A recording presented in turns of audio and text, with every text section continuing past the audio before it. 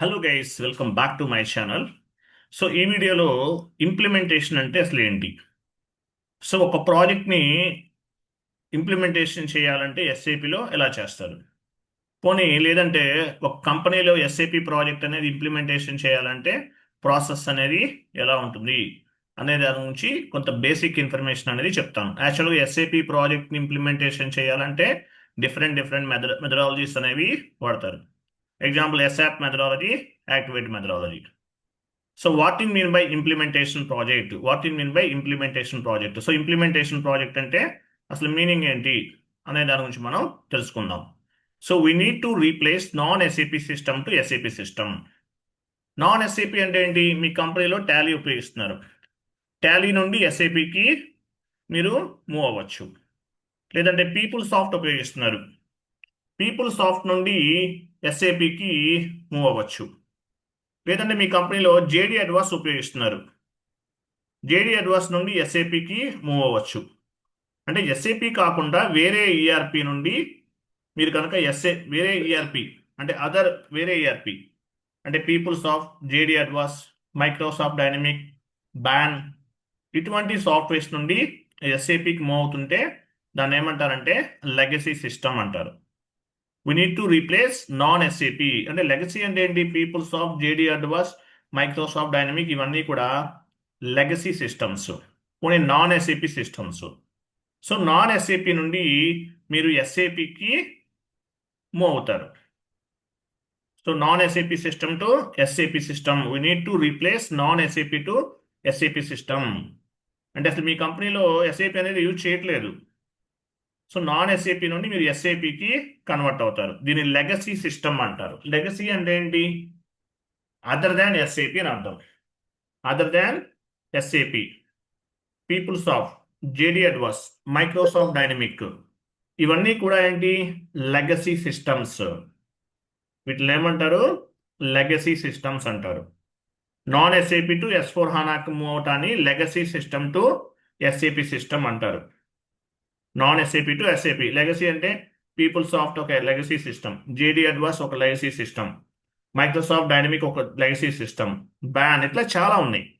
So వేరే ERP module నుండి మీరు ఎస్ఏపిలోకి మూవ్ అవుతుంటే దాన్ని ఏమంటారు? లెగసీ సిస్టమ్స్ అంటారు. Legacy systems. Non SAP to SAP legacy system అంటారు. నెక్స్ట్ చూడు. సో చూడండి, ఈసీసీ వెర్షన్లో ఎస్ఆప్ ఈసీసీలో ఇంప్లిమెంటేషన్ చేయాలంటే ఏ మెథడాలజీ వాడతారు? ASAP methodology. On the implementation project we're following the ASAP methodology.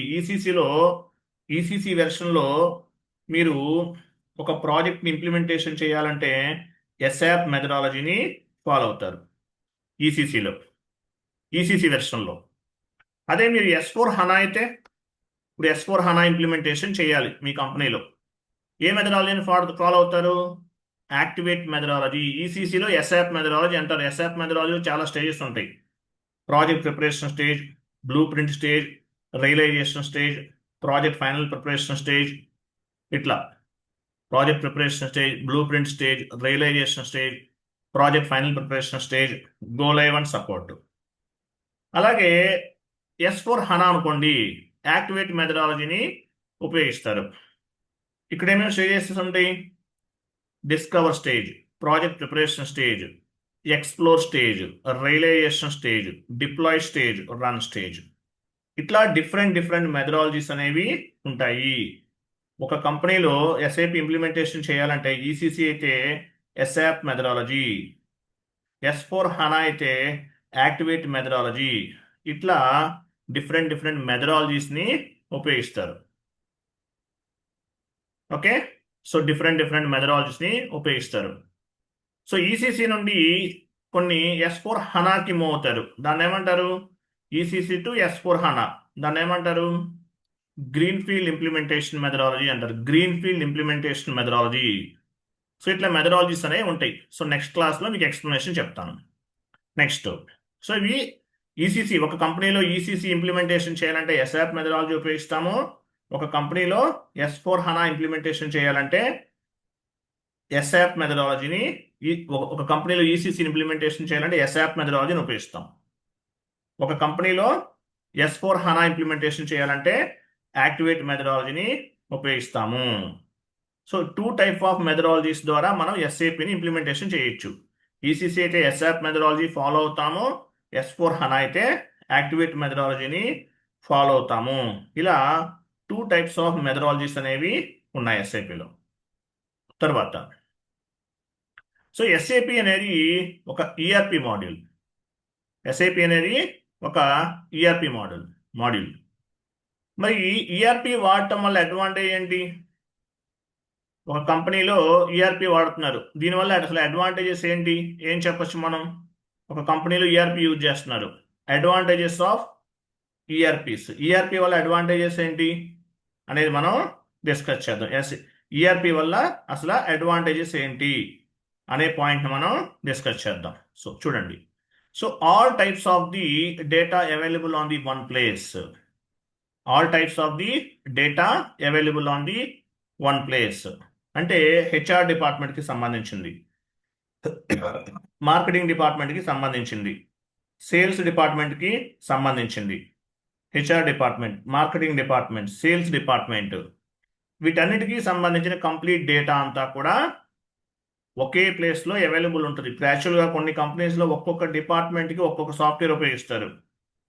ఒక్కొక్క డిపార్ట్మెంట్కి ఒక్కొక్క సాఫ్ట్వేర్ అనేది ఉపయోగిస్తారు. మామూలుగా అయితే ఒక్కొక్క డిపార్ట్మెంట్కి ఒక్కొక్క సాఫ్ట్వేర్ ఉపయోగిస్తారు. అదే కనుక SAP కనుక ఉపయోగించామనుకోండి, ఆల్ డిపార్ట్మెంట్స్కి ఒకటే సాఫ్ట్వేర్. సో అంటే మీనింగ్ ఏంటి? All the type of data available in one place, అంటే ఒకే ప్లేస్లో, అంటే ఒకే సాఫ్ట్వేర్లో HR డిపార్ట్మెంట్కి, మార్కెటింగ్ డిపార్ట్మెంట్కి, సేల్స్ డిపార్ట్మెంట్కి, లేదంటే ఎనీ టైప్ ఆఫ్ డిపార్ట్మెంట్కి సంబంధించిన కంప్లీట్ డేటా అంతా కూడా ఒకే ప్లేస్లో అవైలబుల్ ఉంటుంది.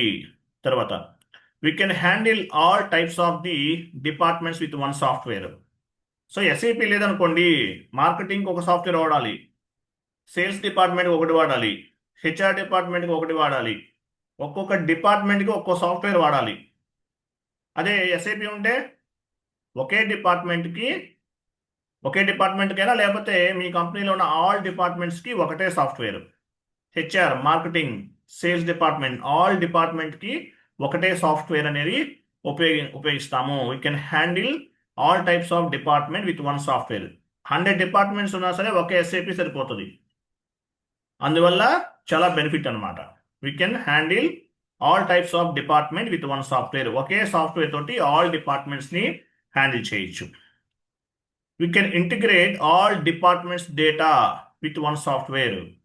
సో SAP అనేది ఒక డిపార్ట్మెంట్ నుండి మరొక డిపార్ట్మెంట్కి ఇంటిగ్రేట్ అవడానికి అవకాశం ఉంది. ఇప్పుడు వేరే సాఫ్ట్వేర్స్ ఏవి కూడా లేవు, ఇంటిగ్రేట్ అయ్యే సాఫ్ట్వేర్స్ ఏవి కూడా లేవు, ఇంటిగ్రేట్ అయ్యే ఏవి కూడా లేవన్నమాట. ఇంటిగ్రేట్ అయ్యే ఏవి కూడా లేవు. సో దీనివల్ల అడ్వాంటేజ్ ఏంటి? ఆల్ డిపార్ట్మెంట్కి ఒకటే సాఫ్ట్వేర్, అలాగే అన్ని డిపార్ట్మెంట్స్తో కూడా ఇంటిగ్రేట్ అయి ఉంటుంది. FI to MM, FI to SD, FI to PP, finance department, marketing department, HR department, ఇలా ఆల్ డిపార్ట్మెంట్స్ తోటి ఇంటిగ్రేట్ అయి ఉంటుంది.